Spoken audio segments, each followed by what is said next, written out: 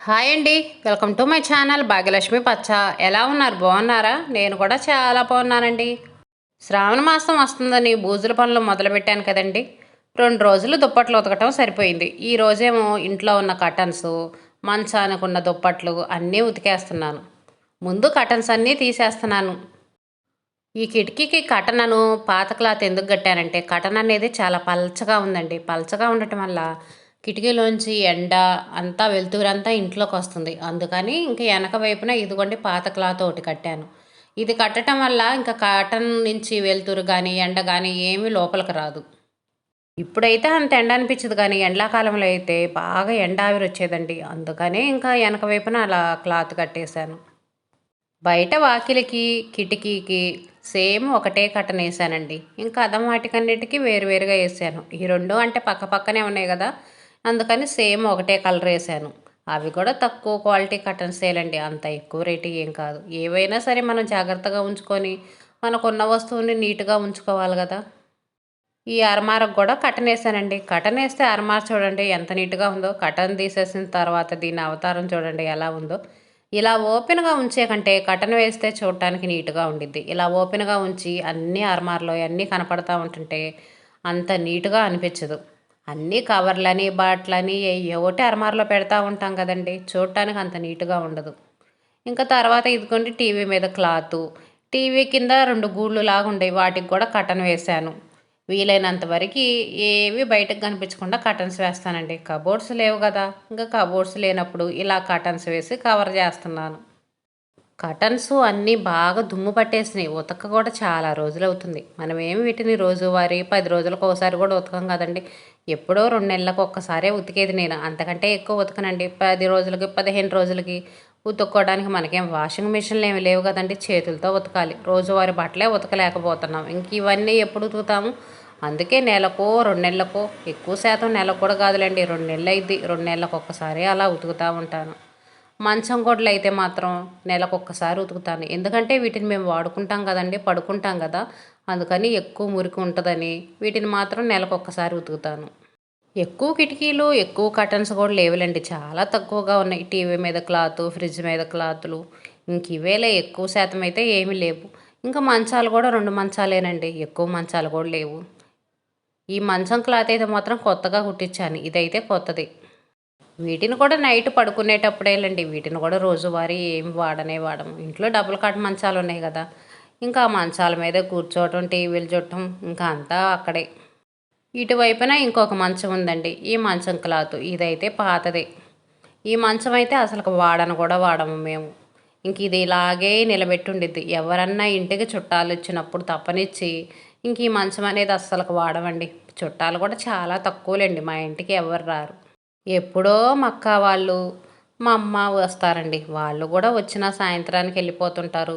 ఒక్కొక్కసారి ఒక్కరోజు ఉంటారు. ఉండటం కూడా చాలా కష్టం, ఉండరు వాళ్ళు. వచ్చారంటే సాయంత్రానికి వెళ్ళిపోతారు. పొలం పనులు చేసుకునే వాళ్ళకి ఒకళ్ళ ఇంటికి వచ్చి ఉండటానికి కుదరదండి. ఎవరి పనుల్లో వాళ్ళు ఫుల్ బిజీగా ఉంటారు. ఇంక ఇదిగోండి ఇవన్నీ తీసుకొచ్చి ఒక కుప్పలాగా వేసి ఇంకా సరిపేసి నానబెడుతున్నానండి. ఇవన్నీ నానబెట్టేసి వంట పని చేసుకున్న తర్వాత ఇంక ఈ ఉతకటాలు మొదలు పెట్టాలి. ఈ బ్యానర్ లాంటిది ఉంది కదండి, అదేమో బీరువా మీద వేస్తాను. బీరువా మీద క్లాత్ వేయకుండా ఇది వేసి ఉంచుతానండి. ఇది కూడా బాగా మురికి పట్టేసింది, ఇంకా దీన్ని కూడా ఉతికేస్తున్నాను. బాగా ఎక్కువ సరిపేసి మరిన్ని నీళ్లు పోసేసి ఇంక ఇదిగోండి నానబెడుతున్నాను. సరుపు బాగా ఎక్కువ వేసుకోవాలండి, ఎప్పుడో ఒకసారి ఉతికే కదా. బాగా ఎక్కువ సరిపేసి నానబెట్టామంటే మురికి అనేది త్వరగా పోయిద్ది. 1 గంట 2 గంటలు, కనీసం 2 గంటలు నానబెట్టాల్సిందేనండి. 2 గంటలు నానబెడితేనే మురికి అనేది బాగా పోయిద్ది. అవన్నీ నానబెట్టేసి ఇంక ఇదిగోండి వంట పని చేస్తున్నాను. ఈరోజు కూర అయితే మాత్రం తోటకూర చేశాను. టిఫిన్ అయితేనేమో నైట్ అన్నం చాలా మిగిలిందండి. ఒక్కొక్క రోజు ఇదే పరిస్థితి. ఒక్కో రోజు అన్నం ఎక్కువ మిగిలిద్ది, ఒక్కోసారి మిగులుతుందని తక్కువ వండామనుకోండి, ఆ రోజే అన్నం సరిపోదు. ఇలా ఉంటుంది పరిస్థితి. ఇంకా మా అబ్బాయి అయితే స్కూల్కి వెళ్ళిపోయాడండి. మా పనికొచ్చి అతను టిఫిన్ కావాలంటే ఇంకా ఇదిగోండి అతనికి టిఫిన్ పెడుతున్నాను. శనివారం రోజు ఆకుకూర వండకూడదు అంటారండి, కానీ నేను ఈరోజు వండాను, మర్చిపోయాను, గుర్తులేదు అసలుకి. ఇంట్లో ఏం కూరగాయలు లేవు. నిన్న ఆకుకూర తీసుకున్నాను, నిన్న వండుదాం అనుకున్నానండి. నిన్న ఎందుకో చాలా లేట్ అయింది, అందుకని ఈరోజు వండాను. వండిన తర్వాత గుర్తుకొచ్చింది ఈరోజు శనివారం కదా ఆకుకూర వండకూడదు అని. నిజమేనంటారా? శనివారం ఆకుకూర వండుకోకూడదా? మీకు తెలిస్తే కామెంట్లో చెప్పండి. ఇంకా మా అబ్బాయి స్కూల్కి వెళ్ళిన తర్వాత ఇంక ఇదిగోండి మళ్ళీ వీటిని ఉతకటం మొదలుపెట్టానండి. వీటిని సరిపేసి నానబెట్టినా సరే సబ్బు పెట్టేసి బ్రష్ కొట్టేసి ఇంక ఇదిగోండి బండకేసి బాదుతున్నాను. ఇది బ్రష్ కొట్టడానికి కొంచెం పీసులు పీసులుగా ఉందండి. బ్రష్ కొడితే లేచిద్ది, అందుకని దీనికైతే బ్రష్ కొట్టట్లేదు. ఇంకా వేరే కటన్స్ ఉంటాయి కదా, వాటికైతే బ్రష్ కొడతాను. కొంచెం మందంగా ఉన్నాయి అయితేనేమో బండకేసి బాదేసి ఉతికేస్తానండి. కొంచెం పల్చగా ఉన్నాయి అయితే నార్మల్గా ఉతికేస్తాను. నిన్న వీడియోలో చూపించాను కదండి ఇంకా మందంగా ఉన్న బట్టలు ఎలా ఉతుక్కోవాలని. అవైతే బండకేసి బాధలేం కదండి, వాటిని లేపేటప్పటికే మన చేతుల పని అయిపోయింది. అందుకని అవైతే మాత్రం నార్మల్గా ఉతికేస్తాను. ఇవి కొంచెం బరువు తక్కువగా ఉంటాయి కాబట్టి ఇంకా బండకేసి బాది ఉతికేస్తాను. బండకేసి బాదామనుకోండి మురికి త్వరగా పోయిద్ది. వీడియో చూసిన వాళ్ళు వీడియో నచ్చితే ఒక లైక్ ఇవ్వండి. వీడియోలు చూస్తున్నారు కానీ లైక్ మాత్రం కొట్టట్లేదు. లైక్ కొట్టకుండా వీడియోలు చూస్తున్నారు. వీడియో చూసేటప్పుడు చిన్న లైకే కదండి, లైక్ కొట్టొచ్చు కదా. మీరు లైక్ కొట్టడం వల్ల వీడియో అనేది ఇంకొంతమందికి చేరిద్దండి. బయట వరండాలో కటన్ ఉంది కానీ పెద్ద కటన్ వేస్తా కదండి బయట వరండాలో, అదైతే ఉతకట్లేదు. బాగా చీకు పెట్టిపోయిందండి. ఎండకి ఎండి వానగా తడిసి గాలికి కొట్టుకుంటా అసలు చీకు పట్టిపోయి పట్టుకుంటేనే ఇంకా చినిగిపోతుంది. అలా ఉంది దాని పరిస్థితి. దాన్ని కనుక ఇంకా సర్ఫ్ నీళ్ళలో నానబెట్టి ఉతికేసానంటే ఇంకా దేనికి పనికిరాదు. అందుకని అది మాత్రం ఉతకట్లేదండి. రేపు పత్తి వచ్చిందనుకోండి ఇంకా ఆ కటన్ తీసేస్తాము. ఇంకా తీసేసినప్పుడు కొత్తది తీసుకురావచ్చులే అని ఇంకా ఆ కటన్ అయితే ఉతకట్లేదు. ఈ రోజుతో ఉతికే పని అయితే అయిపోతుందండి. నిన్న మొన్న దుప్పట్లు ఉతికేసాను కదా, ఇంక ఈరోజు కటన్స్ మంచానుకున్న క్లాతులు మొత్తం ఉతికేస్తున్నాను. ఇంక ఈ రోజుతో ఉతికే పని అయితే అయిపోయింది. చాలా తక్కువే ఉంటాయిలేండి, తక్కువ కటన్స్ తక్కువ దుప్పట్లే. ఎక్కువైతే వాడను. కొత్తవి అవి ఉన్నాయి అనుకోండి బీరువాలో పెట్టేస్తాను. అంతేగాని అన్నీ తీసి బయట పెట్టి మళ్ళీ వాటిని ఉతుక్కోవటం అలా అయితే ఉండదు. అవసరమైనంత వరకే బయట ఉంచుతాను. కటన్కి స్టీల్వి చక్రాలు లాంటివి పెట్టించానండి. అవి ఉతికేటప్పుడు బ్రష్ కొట్టేటప్పుడు కొంచెం కష్టంగా ఉంటుంది. మనం చూడకుండా గబగబా ఉతికామనుకోండి చేయి పెట్టేసి చేతులు కూడా కోసుకుపోతాయి, అలా ఉంటాయి. అప్పుడు అవి ఫ్యాషన్గా ఉన్నాయని అవి పెట్టించాను. అవి కూడా ఊడిపోతూ ఉండయండి, ఉండట్లేదు. చాలా వాటికి అన్నీ ఊడిపోయినాయి. ఏదో కొన్నిటికైతే ఉండయి.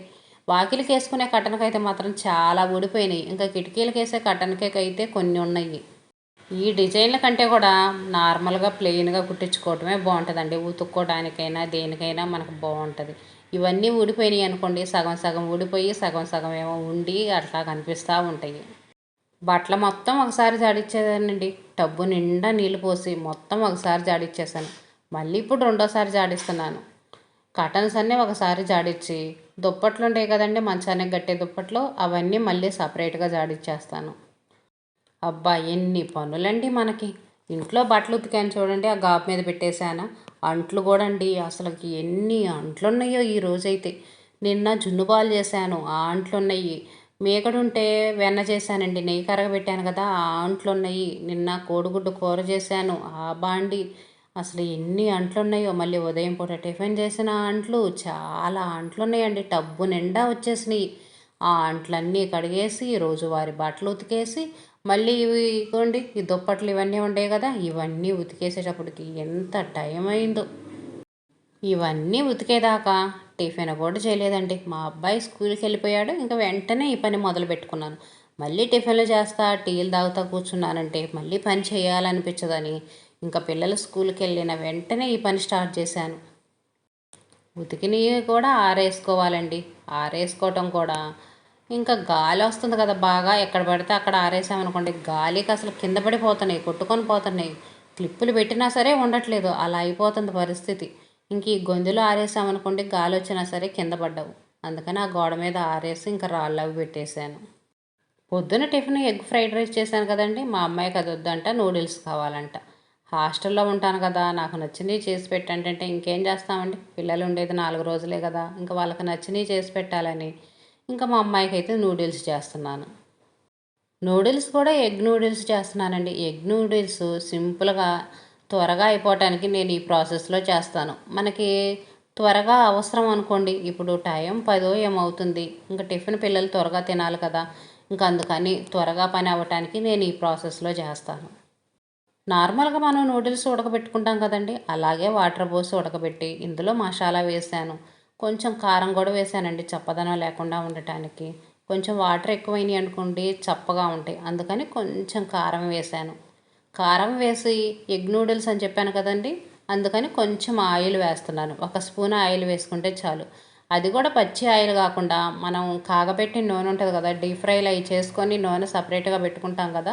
ఆ నూనె ఒక స్పూన్ వేసుకోవాలి. పచ్చిది వేసుకున్నాం అనుకోండి పచ్చి పచ్చిగా పచ్చి వాసనగా ఉండిద్ది. వీటిని వాటర్ అనేది మొత్తం ఇనికిపోయేదాకా ఉడకబెట్టుకోవాలండి. నార్మల్ నూడిల్స్ అనుకోండి కొంచెం వాటర్ ఉంచుతాం మనం. అలా ఎగ్ నూడిల్స్ అని చెప్పాను కదా! వాటర్ మొత్తం ఇనికిపోవాలి. వాటర్ మొత్తం ఇనికిపోయేలాగా ఇదిగోండి ఈ విధంగా ఉడకబెట్టుకోవాలి. మరీ మనం ఆయిల్‌లో చేసినట్టు పొడి పొడిలాడుతా అయితే రాదండి. కొంచెం నెమ్ముగానే ఉంటది. ఉదయం ఎగ్ ఫ్రైడ్ రైస్ చేశాను కదండీ! ఎగ్ ఫ్రైడ్ రైస్ చేసేటప్పుడే ఇంక ఇదిగోండి ఎగ్ అనేది తీసి కొంచెం సపరేట్‌గా పెట్టాను. మళ్ళీ ఎగ్గేసి చేయాలంటే కొంచెం టైం పట్టిద్ది కదా! లేట్ అయిద్ది. ఎందుకులని ఎలాగో ఎగ్ ఫ్రైడ్ రైసేగా చేస్తుంది. అందుకని అది చేసేటప్పుడు కొంచెం తీసి సపరేట్‌గా వేరే గిన్నెలో పెట్టేశాను. పెట్టేసి నూడిల్స్ మొత్తం నీరన్నీ ఇనికిపోయిన తర్వాత ఎగ్ వేశానండి. ఎగ్ వేసి మొత్తం బాగా మిక్స్ అయ్యేలాగా ఒక్క నిమిషం ఉడకనిస్తే చాలు. సింపుల్‌గా అయిపోవటానికి ఒక్కొక్కసారి నేను ఈ ప్రాసెస్‌లో చేస్తానండి. ఒక్కొక్కసారేమో మనం ఉడకబెట్టి, వడగట్టి చేస్తాం కదా! ఆ ప్రాసెస్‌లో చేస్తాను. అంటే పని వీలుని బట్టి చేస్తూ ఉంటాను. ఇలా చేసినా సరే మా పిల్లలు ఇష్టంగా తింటారండి. నూడిల్స్ అయితే చాలు వాళ్ళకి. అప్పుడప్పుడు ఎగ్గేసి ఇవ్వమన్నప్పుడు ఈ విధంగా చేస్తూ ఉంటాను. ఇదిగోండి నూడిల్స్ చూడటానికి బాగుంది కదా! టేస్ట్ కూడా చాలా బాగుండిద్ది. మా అమ్మాయికి ఇంకా నూడిల్స్ ఇచ్చేసాను. నేనైతే ఎగ్ ఫ్రైడ్ రైస్ తిన్నాను. ఇది నిన్న సాయంత్రం వీడియో అండి. నేను సాయంత్రం జున్నుపాలు చేశాను. మా తోడికోడలు మళ్ళీ జున్నుపాలు ఇచ్చింది. జున్నుపాలు చేశాను. జున్నుపాలు చూడండి బాగా ఇరిగినాయి కదా! కలర్ చూడండి కొంచెం కలర్ మారినట్టుంది కదా! ఇది కలర్ వేయని బెల్లం అండి. రంగేయని బెల్లం వేశాను. అందుకని కలర్ కొంచెం ఇలా వచ్చింది. నిన్న చేసినవి అయితే వైట్ కలర్‌లో ఉండేవి. మీగడుంటే ఇంక వెన్న తీసి ఇదిగోండి నెయ్యి కూడా కరగబెడుతున్నాను. ఇవన్నీ చేయటం వల్ల ఎన్ని అంట్లొచ్చినాయోనండి ఈరోజు. చాలా అంట్లు కడిగేశాను ఈరోజు మాత్రం. వీడియో నచ్చితే లైక్ చేయండి, షేర్ చేయండి, సబ్స్క్రైబ్ చేసుకోండి. చిన్న కామెంట్ పెట్టండి. రేపు ఇంకో వీడియోలో కలుద్దాం.